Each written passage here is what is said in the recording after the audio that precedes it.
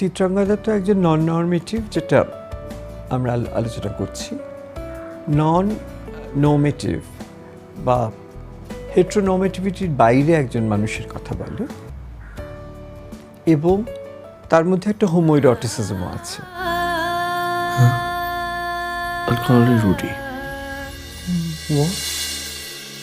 রুটি ছবিতে যে কোরিওগ্রাফার রুদ্র, আমি যে চরিত্রটা করেছি,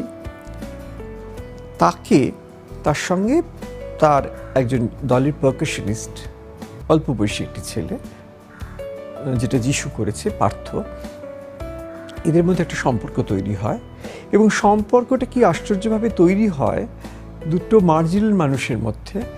কারণ যিশু মূলধারার বাইরে, কারণ ও ড্রাগ অ্যাডিক্ট, এবং আমার চরিত্রটা দলের ডিরেক্টর হয়েও দলের মধ্যে যথেষ্ট সম্মান, শ্রদ্ধা, সব কিছু সত্ত্বেও সে মূলধারার বাইরে, কারণ সে সেক্সুয়ালি মানে হেট্রোনর্মেটিভিটিতে কনফার্ম করে না।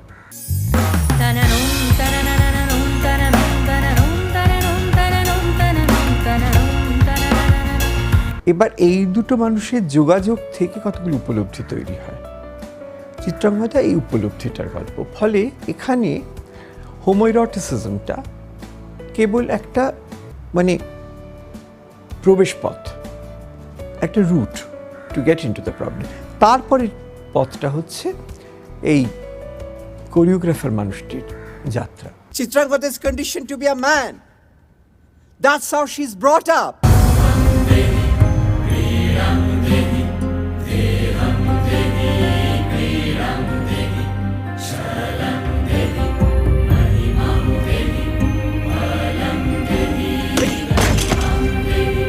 আরেকটি প্রেমের গল্পে যত স্পষ্ট একটা সম্পর্ক ছিল, যে সম্পর্কটার মধ্যে দুটো যুগের দুটো প্রেম কাহিনী ছিল। মেমোরিজ ইন মার্চ সেটা এসে কি হলো, সেটা কেবল সমাজের সঙ্গে, একটা হেট্রোনর্মেটিভ সমাজের সঙ্গে একজন মানে নন নর্মেটিভ মানুষের একটা টানাপোড়েন হলো, এবং তাদের একটা কনফ্রন্টেশন হলো। এবং সেই হলো একজন মানুষকে নিয়ে যিনি নেই। আমরা ধরে নিতে পারি হচ্ছে এমন একটা তর্ক, যে তর্কটাই এক্সিস্ট করে না অন্য অর্থে, কিন্তু তর্কটা শেষে দেখা যায় আমরা একটা ইন অ্যাবসেন্সিয়া একটা কজকে খাড়া করে তর্ক করছিলাম, কজটা আসলে নেই। করতে করতে আসল যেটা মানবিক বন্ধুত্ব, সেটা খুব সহজে তৈরি হয়ে যায়। চিত্রাঙ্গদা আবার একটা অন্য জয়।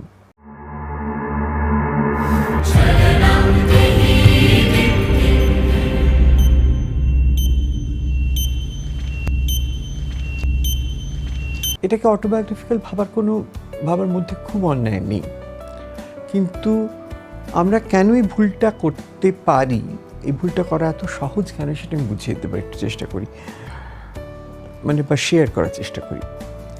আমরা কতগুলো জীবনের যেমন অনেকগুলো ক্ষোভ থাকে, একটা গল্প বা একটা ন্যারেটিভ, তারও তো অনেকগুলো ক্ষোভ থাকে, এবং ছবিটা দেখবার আগে বা এক্সপিরিয়েন্স করার আগে আমরা কয়েকটা খোপে খোপে মিল পেয়ে যাচ্ছি।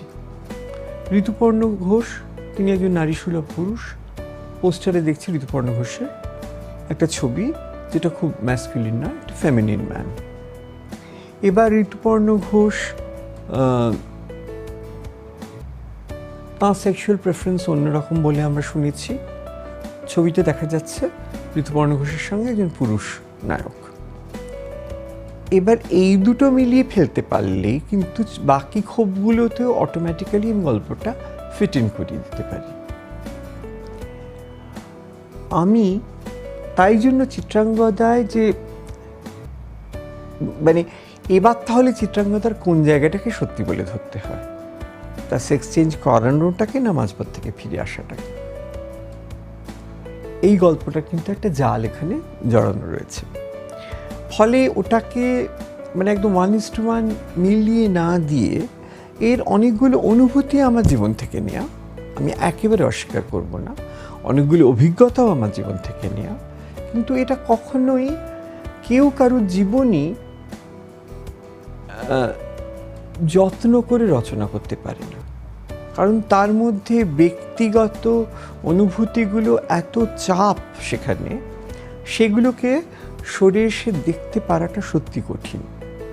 আমাদের একটা অন্য রকমের তখন অন্যরকমভাবে নির্মোহ হতে হয় বা অন্যরকমভাবে ডিস্টেন্সড হতে হয়। কিন্তু অনুভূতিগুলো বাদ দিলে কি দেখা যায়? কতগুলো অভিজ্ঞতা।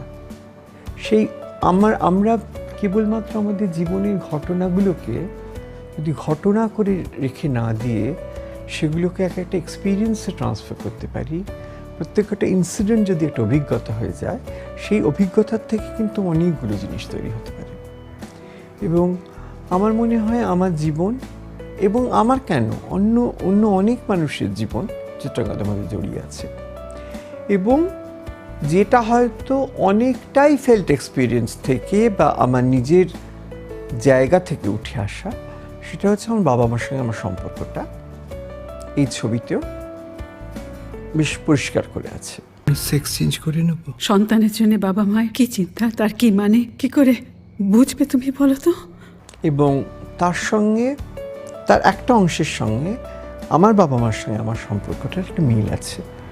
একসময় আমি ভেবেও ছিলাম ছবিটা আমার প্রয়াত বাবা মাকে ডেডিকেট করব। এর থেকে ভালো গিফট হয়তো আমি আর কিছু দিতে পারতাম না।